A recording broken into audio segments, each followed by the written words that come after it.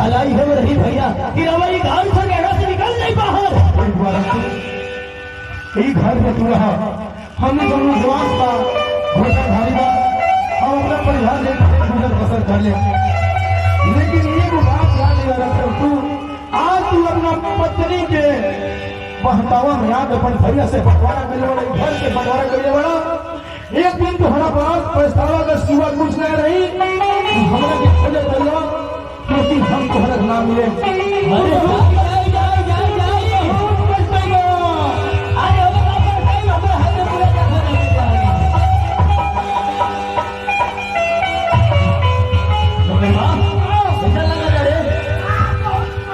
अरे पूरे देखने ढंग से पति हमने ये नाम में हुए। हम तो खुश बारे ना तोहर कहना में देखा भैया की धान साल में नहीं करवा देनी। हाँ जी आज हमें तरह बहुत माने ना अरे कहे अरे वो गदार रहे तो हर बड़का भैया, अरे तो छोटका भैया के नाम में कुछ ना कैले रहे। अरे इसने झगड़ा काई कैसे मारा पीटी काई के अपन हमले हो जाला। तोरा पढ़ाई लिखा तो बहुत बड़ा का इंसान बनाए भाव। हाँ ठीक है, सब